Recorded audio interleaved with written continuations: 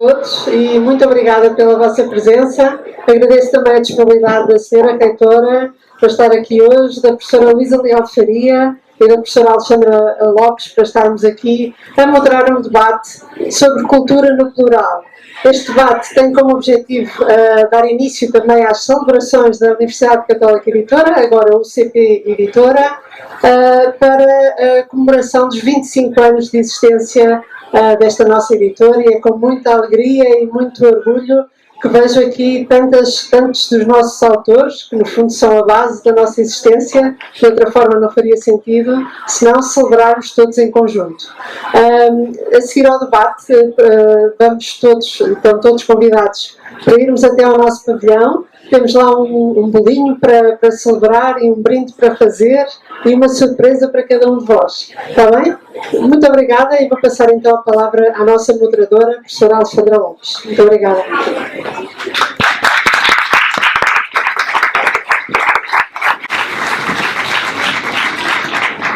Então, muito boa tarde. É com muito prazer que estou aqui a fazer uma coisa de que não gosto nada. Eu muito bem acompanhada por duas das minhas pessoas preferidas, a professora Isabel Gil e a professora Luísa Leal Faria, e a celebrar os 25 anos da nossa editora. É um enorme prazer. Então, sem demorar mais, se calhar eu lançava um primeiro desafio e depois vamos conversando. E o primeiro desafio tem que ver exatamente com o título que demos a este debate, Cultura no Plural. E cultura no plural parece-me ser, ao mesmo tempo, uma designação interessante e plurissignificativa, que pode remeter para muitas coisas diferentes. Então, gostaria muito de ouvir as doutas colegas acerca da cultura no plural. Boa tarde. Está? Muito boa tarde a todos e a todas, e dizer que é um prazer. Começo eu, porque a professora Luísa Leal Faria, que é a minha professora, tem muito mais para dizer sobre cultura do que eu. Portanto, vamos lá ver. Bom, começando agora de forma mais séria com a questão que a professora Alexandra Lopes nos coloca aqui. Há uma autora de que eu gosto particularmente e que é muito inspiradora nestas matérias dos estudos de cultura, que normalmente não se associa aos estudos de cultura, mas mais à filosofia e à ciência política, que é Hannah Arendt.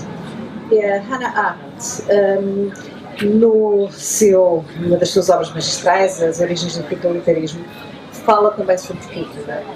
E tem uma frase que é particularmente explicativa, não só do momento que ela vivia, da experiência que teve, mas que é também particularmente importante para todos nós que trabalhamos no campo das humanidades e das ciências sociais e que nos debruçamos sobre as várias formas, as várias perspectivas e as várias dimensões em que se pode definir uma palavra que por si é, digamos, praticamente indefinível. O Terry Eagleton dizia que cultura e natureza são as duas expressões que mais definições ou propostas de definições têm suscitado no mundo.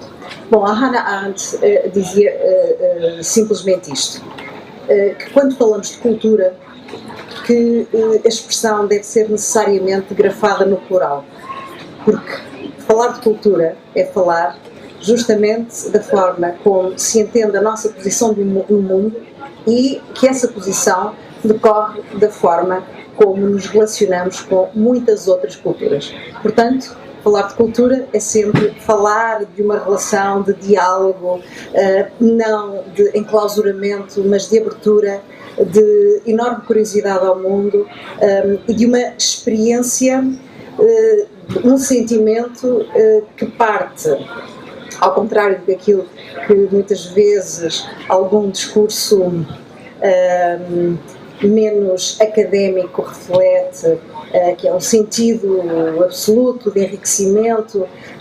Há um enriquecimento, sim, um sentido de riqueza profunda que vem daquilo que é a experiência pessoal, de um legado, da tradição, mas também de uma orientação futura de valores, mas também de práticas, de objetos com que lidamos no dia a dia, das nossas formas de interação uns com os outros. Mas, sobretudo, resulta também de um sentimento de incompletude, de saber que nós e que a nossa experiência de vida enquanto indivíduos, enquanto cidadãos, se manifesta sempre como uma falta de diálogo que existe fora de nós, não é? Que enquanto já Aristóteles, quando falava propunha a sua definição de ser humano como animal social, não é? Indiciava justamente isso, que a realização daquilo que é profundamente humano se faz na relação com o outro.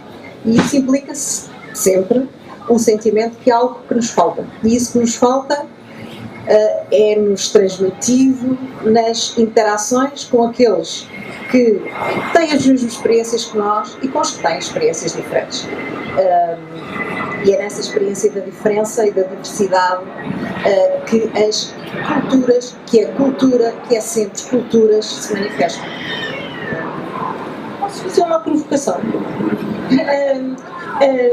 Continuando, desviando um bocadinho aqui do que a professora Isabel Gil estava a dizer, eu estava a pensar que este termo culturas no plural também pode ser visto, como foi pelo Zygmunt Bauman, provocatoriamente, dizer que a nossa cultura contemporânea é omnívora, porque já não temos, já não fazíamos a seleção, e ele está a falar de uma cultura muito diferente daquela que estava a falar a professora Isabel Gil, e portanto o que é que a professora Luísa Leal Faria tem a dizer acerca da omnivoridade na contemporaneidade? Também começo por dar as boas tardes, agradecer muito estar aqui, não obstante um certo improviso, devo dizer, mas que me agrada muito, e por outro lado pensar que quando recebi este convite há bocadinho, pensei que desejavelmente não estariam aqui só pessoas de estudos de cultura, porque se estivessem só pessoas de estudos de cultura, eu não tinha nada de novo para dizer, porque toda a gente sabe aquilo que provavelmente é expectável quando se pensa em cultura no plural. Porque, para quem estuda cultura, não há cultura no singular. Há sempre culturas no plural, desde o século XVIII, quando Herder começou a contestar uma certa concepção de unidade europeia e de superioridade da cultura europeia relativamente a outras culturas e civilizações, fez logo na altura declarações importantes relativamente à diversidade e à necessidade de se olhar para o mundo inteiro como uma variedade de culturas sem hierarquia, portanto com cada uma com a sua especificidade, com as suas diferenças, com os seus valores, diferentes umas das outras, não necessariamente superiores nem inferiores. E daqui para a frente tem havido, obviamente, muitos plurais na cultura. E eu acho que é isso que é interessante ver na cultura, ou na discussão sobre cultura, como é que nós pensamos. O que é que eu posso dizer de novo? Não há nada de novo, cultura é sempre plural, mas tem muitos plurais. E são esses plurais que eu acho que são a história interessante da análise cultural ao longo dos tempos, desde o século XVIII até hoje, para não ir muito mais para trás, porque com o conceito a cultura também só começou a definir-se, a ganhar alguns contornos de objeto de estudo, mais ou menos nessa altura. Mas a partir daí, entre cultura erudita, cultura popular, cultura de massas, cultura, as culturas nacionais, as identidades relacionadas com as culturas, tudo isso tem vindo a proporcionar inúmeros debates, inúmeros estudos, inúmeras obras. Inclusive estava a pensar numa de Michel de Certeau, escrita não há muito tempo, também com este título exatamente, portanto, cultura no plural. E o que eu acho que é importante, relativamente à pergunta da Alexandra, no tempo presente, não é pensar nesta, não sei exatamente o que é uma cultura omnívora, se transforma a diferença numa unidade, ou se digere tudo aquilo que são elementos diferentes para depois explodir alguma coisa que é uma massa amorfa. Não é isso que eu penso que seja a cultura hoje em dia, mas penso que é importante olhar para estes novos plurais da cultura, portanto, olhar para aquilo que a professora Isabel Gil acabou de dizer, estes diálogos com o outro e com os muitos outros, não é só um outro, são todos os outros são outros, e perceber que estamos sempre a ter que encontrar as alteridades da cultura e as pluralidades da cultura. E que se houve um tempo em que nós achávamos que o plural da cultura eram as diversidades nacionais e depois as diversidades regionais e depois os plurais eram os masculinos, os femininos, os neutros e tudo quanto tem a ver com a diversidade de género e depois os pós-coloniais e todas as diversidades étnicas e tudo aquilo que tem a ver com a política, com a religião, as diversidades religiosas. Eu acho que hoje em dia já trouxemos para o nosso presente tudo aquilo que nos permite, afinal de contas, reinventar a cultura todos os dias. Não por ser alguma coisa que nos promove, mas por ser alguma coisa que é um instrumento absolutamente fundamental, a meu ver, para nós conseguirmos perceber quem somos. Não é só quem é o outro, porque eu acho que é importantíssimo perceber quem é o outro, mas eu acho que é muito importante perceber quem nós somos também. E se não percebemos quem somos, este conceito omnívoro, penso que nos arrasa completamente a diversidade na identidade e nas identidades. Então, se calhar, eu passava por uma segunda questão, que não tem que ver com isto, mas partindo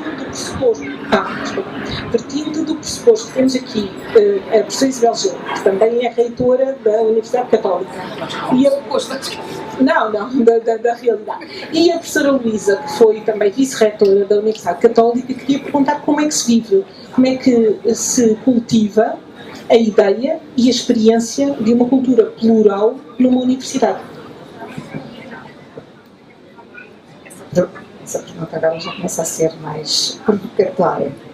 Bom, eu acho que se vive de várias formas. Em primeiro lugar, vive-se na dimensão académica do ensino, que é a nossa missão primordial, e passa muito por uma proposta académica e curricular que, desde logo na área disciplinar, que de forma muito lata se define como estudos de cultura, mas também nas humanidades em geral, nas ciências sociais. Mas não só, começo por esta, mas depois alargarei às outras.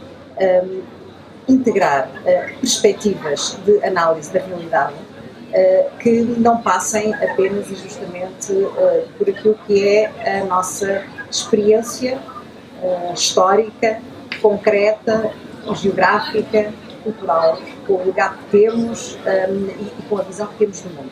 É claro que nós vivemos em sociedades profundamente cosmopolitas, com uma diversidade enorme de indivíduos das mais diversas origens e experiências. E costumamos pensar que essa realidade da diversidade é uma manifestação do século XXI, mas na verdade, quando olhamos para trás e para o passado, verificamos que esse cosmopolitismo é parte endémica daquilo que é a experiência histórica, se assim quisermos também, de Portugal, para já não falar de outras realidades históricas. Bem, há pouco tempo, há poucos anos, o Museu Nacional de Arte Antiga, numa exposição chamada Lisboa Global, demonstrava justamente isso, a partir de um quadro que foi descoberto no século XIX numa coleção de um dos pré-rafaelitas sobre a rua dos mercadores, a nova rua dos mercadores em Lisboa, demonstrava com esse quadro de um pintor desconhecido que estava passou foi encontrado no antiquário, mas fazia parte da coleção do pintor pré-rafaelita. Demonstrava uma realidade de uma Lisboa absolutamente multicultural, etnicamente multicultural, com práticas, com indivíduos das mais diversas origens que vinham comerciar neste espaço, nesta praça que era Lisboa. E se olharmos mais para trás, quer dizer, toda a nossa história é uma história de encontros com culturas diferenciadas. Mas se olharmos para a história da Europa, também essa história da Europa é feita de encontros. Pensemos em Itália, pensemos em França, pensemos na Irlanda, não é? Com os povos celtas, os vikings, os romanos, quer dizer, o mundo tal como ele era conhecido, o mundo europeu, que foi sempre que era conhecido, era um mundo também de encontros, de diálogos, de conflitos, e quando se expandiu, se iniciou o contacto com outras paragens, o que aconteceu naturalmente foi aplicação de uma chave de decifração de sentido que era profundamente marcada por aquilo que era a experiência europeia, mas aquilo que nós hoje vemos e que sabemos é que essas trocas, esses encontros, são parte essencial daquilo que é a realidade de evolução do mundo. Toda a narrativa da chegada de Cristóvão Colombo ao continente americano, hoje em dia já se sabe que os vikings chegaram também ao continente. As trocas no Pacífico e na zona daquilo que hoje se chama a Ilha da Páscoa, quer dizer, as viagens de navegação, de mar, os povos nossos antepassados viajaram milhares de quilómetros e levaram as suas culturas. Portanto, no fundo, a história do mundo, a nossa cultura, a nossa evolução enquanto espécie é feita destes encontros. Portanto, o que foi sendo diferente foi a forma como, em cada uma destas regiões, as narrativas se construíam relativamente a esse passado. E nós, claro, tivemos durante muito tempo uma perspectiva muito marcada por uma certa narrativa europeia. Enquanto universidade é um espaço de contacto e de abertura e de curiosidade. Quando eu falava das culturas, a universidade é o espaço por definição onde se cultiva a curiosidade, não para se saber tudo, mas para se saber mais, porque um dos elementos centrais da nossa experiência enquanto académicos é sabermos, à medida que vamos descobrindo novos elementos, em que vamos resolvendo problemas, sabemos que há muito mais para saber.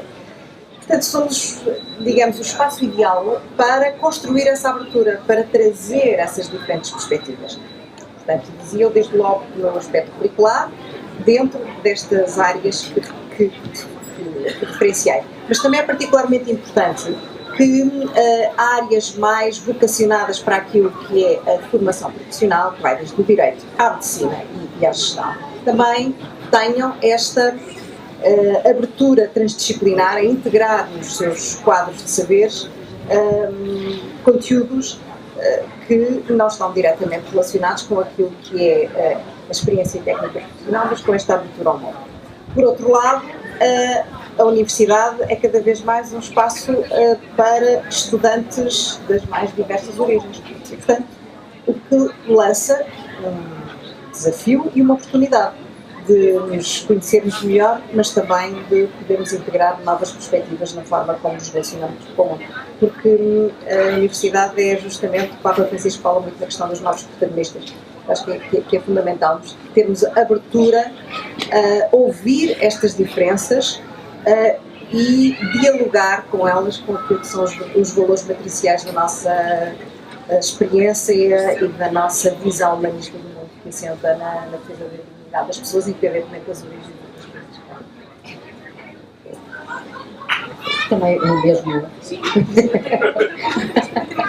Bem, acho que esta pergunta foi de tal maneira bem respondida e completa que eu não tenho muito mais a dizer. Talvez só um aspecto mais prático, na minha experiência, é como conseguir encontrar os instrumentos que sejam eficazes para produzir as mudanças necessárias em tempo útil.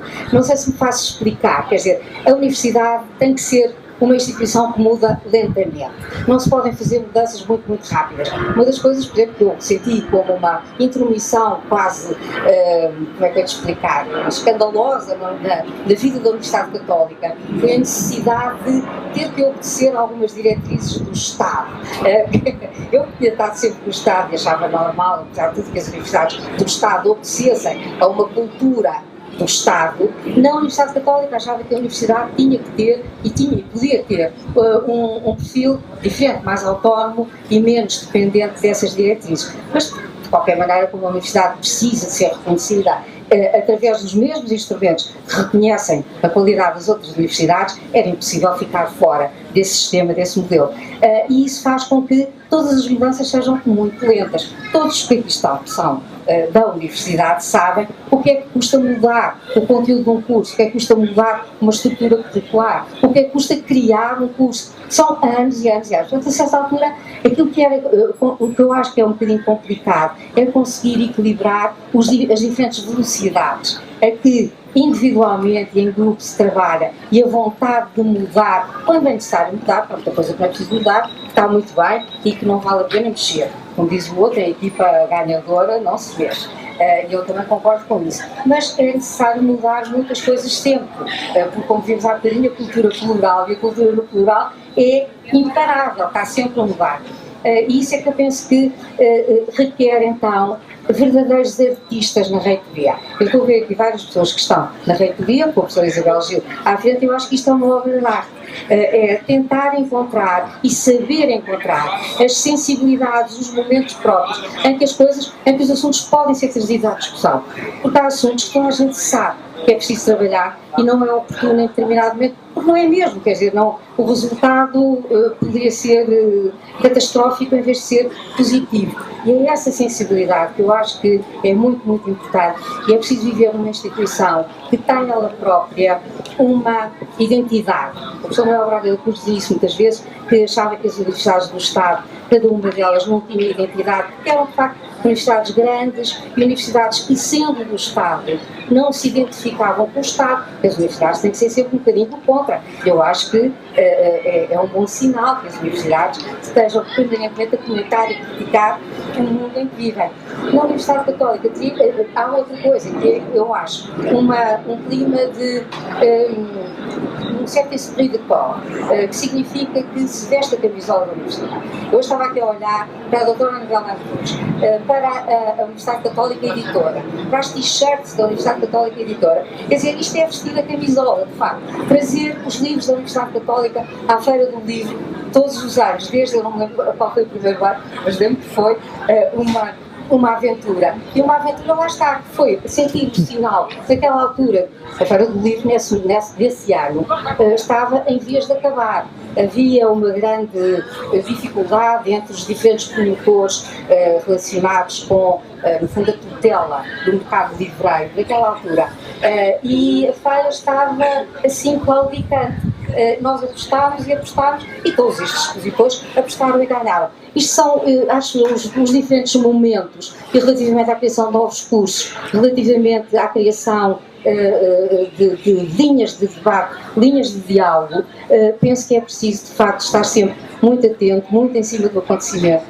E isso é que eu penso que é, na Universidade Católica, aquilo que é o papel verdadeiramente da reitoria, saber fazer esta liderança, que é uma liderança atenta ao conjunto, atenta ao exterior, não deixar nunca a Universidade Católica ficar para trás. Porque isso, como dizia a professora Isabel Gil, há cursos profissionais, há cursos mais teóricos, e a Universidade corresponde e tem que responder a tudo isso, ainda por cima com uma grande pluralidade geográfica, porque está em vários lugares, não é uma tarefa fácil, mas uma vez que a pergunta tinha a ver com a universidade, aqui está a minha resposta.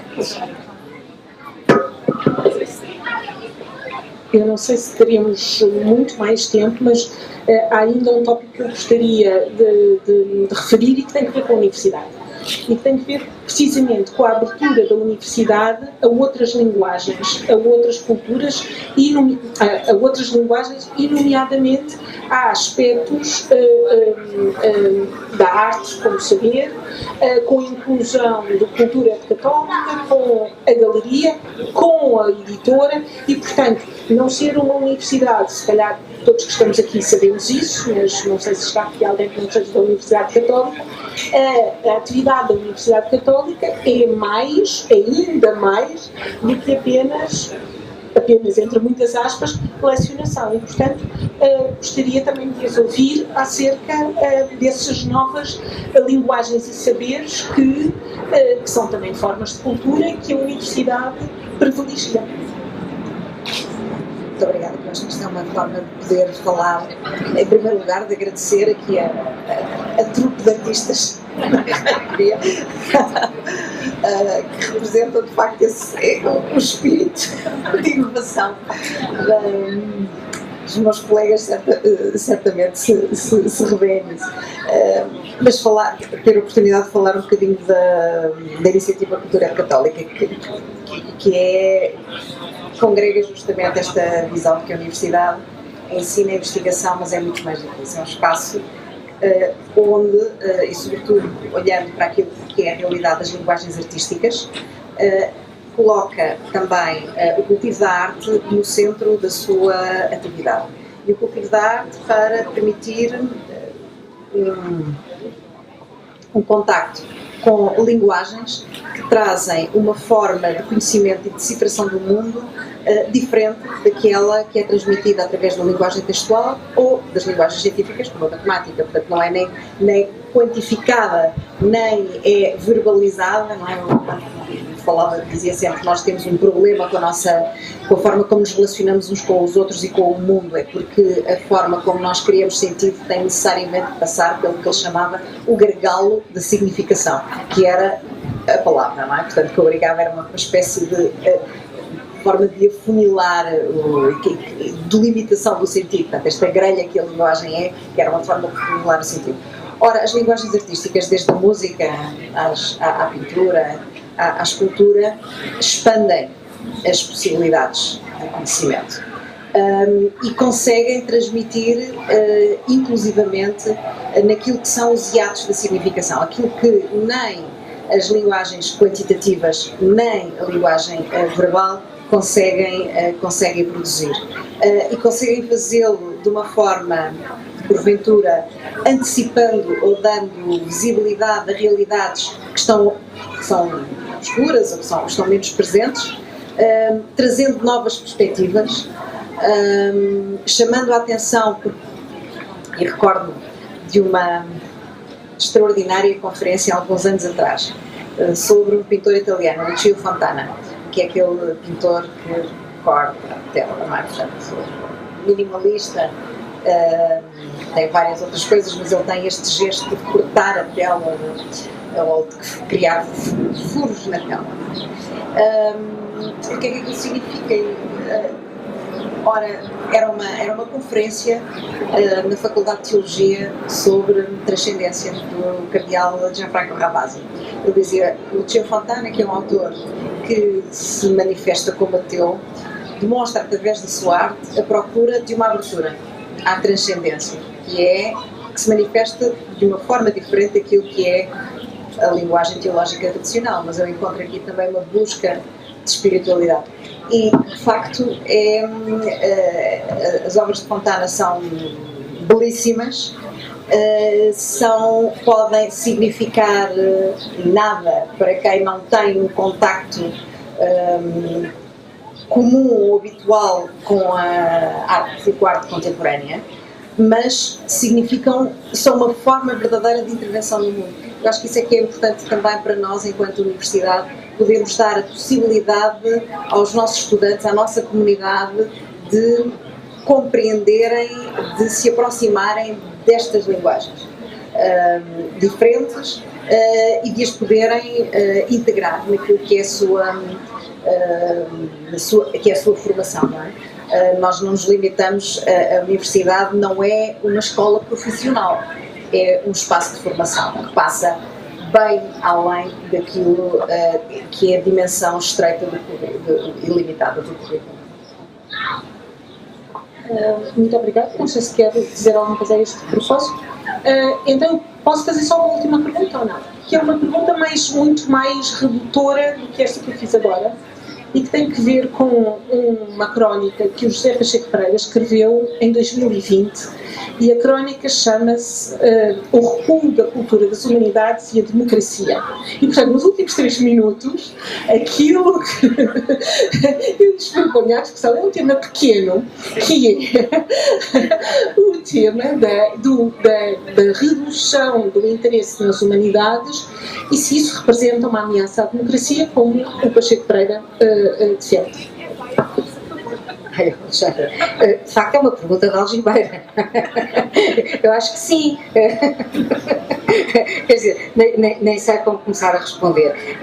Este realmente é um universo de reflexões que muita gente tem produzido e que continua a ser produzido e reproduzido infinitamente e nunca há de acabar. Eu pergunto a mim mesmo é se, há uns anos atrás, agora fazendo um bocadinho advogado do diabo, há umas décadas, quando as humanidades eram mais visíveis, estavam de facto no seu devido lugar, porque se calhar outros segmentos do conhecimento, outros setores do conhecimento, sentiam-se esmagados pelas humanidades e eliminados ou apagados pelas humanidades e deviam ser mais conhecidos. E provavelmente é tudo isto que quer dizer, afinal, a cultura no plural, ou os vários plurais da cultura. Eu acho que o tempo das humanidades não passou, nunca passará, não vai passar, mas acho que caberá e tem que caber às pessoas que têm um pensamento humanista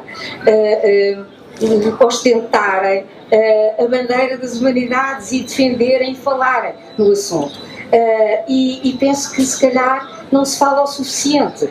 Ou as próprias humanidades têm procurado encontrar na interdisciplinaridade algumas formas de articulação com outras epistemologias ou com várias epistemologias que acabam por apagar um bocadinho aquilo que é a essência do espírito das humanidades, o pensar através das palavras, o pensar culturalmente, o pensar filosoficamente, teologicamente, pensar em valores. Eu gostava de citar, Alexandra, houve uma palestra feita por mim há 2 dias, conhece isto, mas uma pensadora, enfim, uma ativista social norte-americana que está agora em vias de canonização pelo Vaticano, chamada Dorothy Day, e que diz: se eu fiz alguma coisa na minha vida, se consegui alguma coisa, foi porque nunca, I was never embarrassed to talk about God. E era porque nunca se tinha sentido embaraçada, envergonhada por falar de Deus, que ela tinha sido capaz de fazer uma obra social absolutamente extraordinária. Portanto, nós não devemos ter nenhum pudor em falar nas humanidades, em tentar pôr as humanidades de facto no centro do pensamento. As pessoas aceitarão ou não, têm outras prioridades. Têm, com certeza. Eu acho que isto faz parte do mundo em que nós vivemos. Não concordo com o Pacheco Pereira em dizer que as humanidades estão a desaparecer. Eu acho que não estão, elas estão vivíssimas. E quando nós olhamos aqui para a Feira do Livro, eu acho que nunca se publicou tanta literatura, nunca se fizeram tantos filmes de ficção, a ficção, a poesia, etc. Mas sobretudo a ficção, em todos os seus formatos visuais e literários, está florescente. E, portanto, eu acho que não há tantos sinais de alarme como isso tudo. Eu sou uma incurável otimista e, portanto, é só uma testemunha aqui. Acho que esta é uma prova de que as humanidades estão bem e recomendam-se. Mas não podemos baixar os braços. Isso também é uma coisa que eu gostava. O meu último recado aqui é: continuemos fighting the good fight. Eu concordo com a professora Luísa Alvaria, mas discordo também num determinado ponto, e é por isso que nós estamos aqui em diálogo. Eu acho que as humanidades não estão bem, tinham que estar melhor, e que há de facto um perigo, não que elas desapareçam, mas que, de facto, se não houver um trabalho deliberado das pessoas que as cultivam, que elas se tornem relevantes. E são um problema para a democracia, isso concordo, porque a questão da democracia é a questão das escolhas, e de escolhas informadas, e só quem tem a capacidade de analisar a realidade de uma forma complexa, a realidade não é preto e branco, e é necessário abarcar contextos, perceber a nuance, ir ao fundo da questão, integrar informação. E, na verdade, esse treino da complexidade é trazido pelas humanidades, é trazido pela filosofia, é trazido pela literatura. A literatura é um texto altamente complexo. Um romance é uma penetração no mundo de uma complexidade que exige uma competência de decifração que tem que ser treinada. Não há uma historinha, é de facto uma explicação do universo, não é? Do mundo. E a perda dessa capacidade de entender a complexidade é um perigo para a democracia, porque leva a escolhas simplistas e e leva também a que as pessoas não saibam distinguir o real do falso. E esse é um grande problema. Portanto, o trazer as humanidades de novo, pugnar pelas humanidades, é uma questão de cidadania e não é algo que deve ficar meramente acantonado nas áreas tradicionais, do ensino e da educação, da história, à literatura, aos cursos de cultura. Não, tem que fazer parte da formação integral dos indivíduos. É isto. O público decidiu terminar e temos que terminar, e então vamos usufruir da celebração da Universidade Católica Editora, mas também da feira, esse momento da cultura humanística. Obrigada pela